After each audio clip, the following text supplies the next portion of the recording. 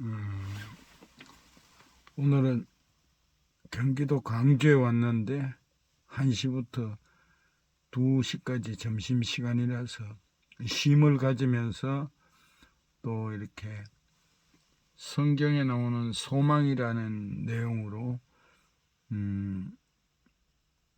말씀드리겠습니다.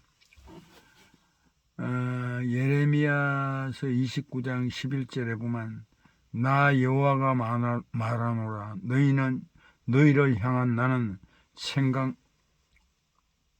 생각은 내가 아니라 재앙이 아니라 곧 평안이요 너희 장래에 소망을 주려 하는 생각이라. 성경에 나오는 이 소망이라는 단어는 지금 쉽게 말하면 희망이라는 거예요. 사람이 어떤 희망이 없으면은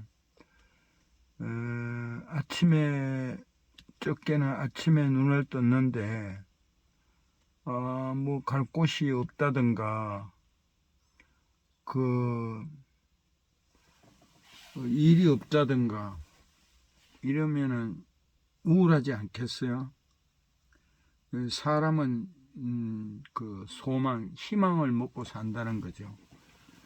무엇인가 이제 배우려 하고 나이 상관없이 도전을 해야죠. 그냥 가만히 집에서 TV나 보고 춥다고 움츠리고 이러면은 더 움츠러져죠. 나와서 운동하고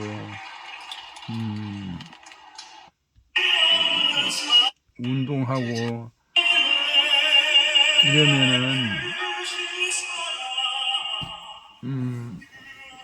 땀이 나서 몸이 훈훈하죠. 쭈그리면 쭈그릴수록 춥잖아요. 그래서 우리가 아버지는 부성애가 있어야 되고 어머니는 모성애가 어디 가선다네. 딱 보면은 산악회 가서 보면 참 이렇게 내가 산악회 회장을 3년을 했는데 자기 것만 싸우는 게 아니라 싸워가지고 남한테 이렇게 베푼다는 거지. 이런 사람들은 부성애와 모성애가 있는 거야. 자기만 딱 따먹고 이런 사람들은 실제로 뭐 자기 자식이야 사랑하겠지만 큰 부성애가 없는 거예요. 모성애도 없고. 사람은 소망, 희망을 먹고 삽니다. 미래가 보이지 않고 보이는 게 없다면은 아침에 일어나서 갈 곳이 없고 일이 없고 또 도전하는 것이 없으면은 우울하겠죠. 우리 인생은 하나님께 소망이 있습니다. 가치관과 정체성을 하나님께 두어야 합니다. 우리가 아주 가난하고 이랬을 때 일제 쉽게 말하면 먹혔죠. 36년 동안 압박이 있을 때 우리의 힘으로는 도저히 해방이 될 수가 없었어요. 아주 가난한 빈국인데 거기 결국은 이제 강대국이 미국이 원자탄을 때려서 이렇게 우리가 해방을 시키죠. 우리가 6.25 얼마나 힘들었어요. 그러나 그것도 미국과 유엔군들이 메가더 장군이 5,000분의 1 정도의 확률이 있는 인천 상륙 작전을 한 거죠. 앞으로 통일도 하나님이 간섭해 주시는 거예요. 뭐 정부가 돈을 많이 주고 짝사랑은 이루어지지 않아요. 하나님이 어느 날인가 강대국을 쓰든가 사람을 써서 이웃나라 사람을 써서 통해서 통일이 된다는 거죠. 그리고 기독교를 박해하는 나라는 이 안망한 나라가 없습니다. 다 선진국이 일본 빼놓고는 거의 다 쉽게 선진국이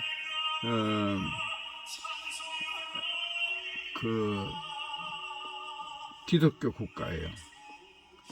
물론 한국 사람들은 아시아에서는 상당히 기독교가 들어온 지 130 몇 년 되는데 굉장히 성공한 케이스죠.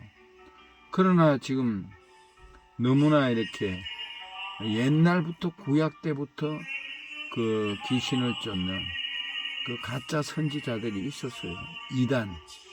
그 지금 기독교를 빙자해 가지고 목사라는 명분으로 성경을 들고 참 이렇게 그 공중심리를 이용하여 자기 부를 축축하고 그 성직자가 청빈해야 돼요.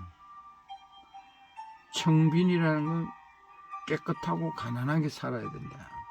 적당히 가난해요. 굶어 죽음도 안 되고 청부는 기독교인들은 청부 사상이에요. 깨끗한 돈을 많이 벌어서 좋은 곳에 많이 써야 되는데 꼭 헌금을 해야 된다는 게 아니에요. 저는 헌금은 현재도 11조 이상 하고 있고 헌금 사회 하나 하는 게 제가 경영이 잘 될 때는 한 달에 300만 원 이상씩 한 사람이에요. 그러나 뭐 헌금 많이 한다고 뭐 내가 부자 되고 그런 건 아니에요. 그냥 감사해서 우리가 바치는 거예요. 감사해서 이웃과 고와 가부와 나그네 된 자를 위해서, 선교사를 위해서 이 번 돈을 쓴다는 거죠. 뭐 이렇게 기업이 잘 된다, 외적으로 육으로 보이는 이런 것이 잘 되는 게 축복이 아니에요. 내가 영의 사람들이 영분별을 할 줄 알고 하나님을 바로 알고 바로 믿고 바로 생활해 나가는 거. 그리고 내세에 천국과 지옥이 있다는 걸 확실히 알고 사는 것이 복받은 거예요.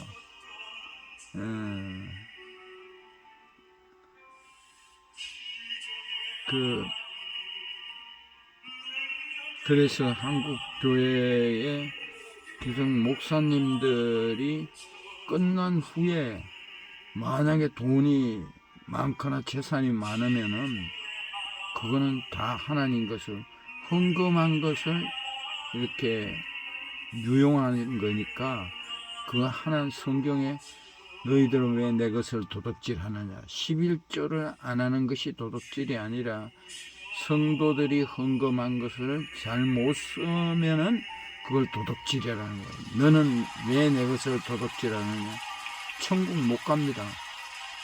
그래서 우리가 깨끗한 돈을 많이 벌어서 좋은 곳에 잘 써야 되겠죠. 그리고 열심히 자기 체력에 맞는 한 일을 열심히 하고 이웃을 내 몸같이 사랑하고 그 남에게 기쁨을 주는 어디가 있든지 앉아서 받아먹는 사람이 아니라 이웃을 기쁘게 하는 사람이 되어야 해요. 그래야 참 그리스도인 성도다라는 거죠. 성도라는 거는 제일 좋은 거예요. 장로, 목사 이런 호칭보다 성도, 하나님의 백성이 성도라는 거예요. 최고죠. 천국 백성. 그래서 앞으로 통일이 되기를 바라야 됩니다. 통일이 될 거예요.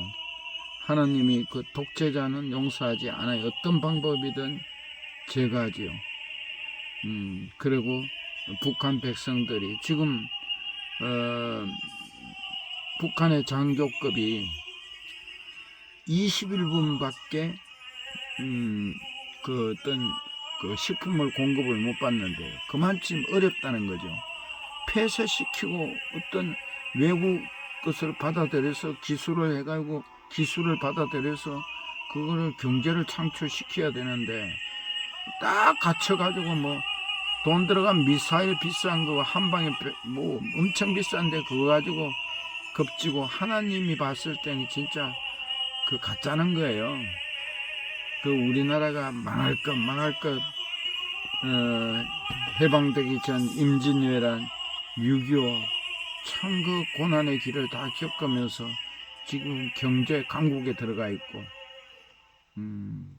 우리가 이럴수록 또 이제 정직하고 내가 희생하면서 이웃을 돌보 소망이 없는 사람에게 우리가 소망을 심어줘야 된다. 나만 행복하면 안 된다는 거예요.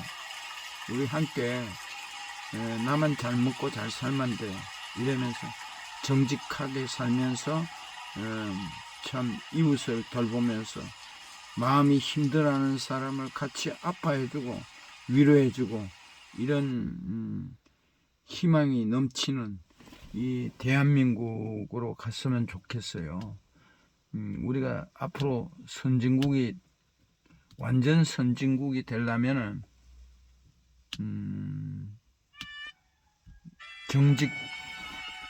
정직해야 되고 이웃을 내 몸과 같이 사랑해야 돼요. 그래야만이 우리가 돈 많다고 선진국을 할 수 있는 게 아니에요.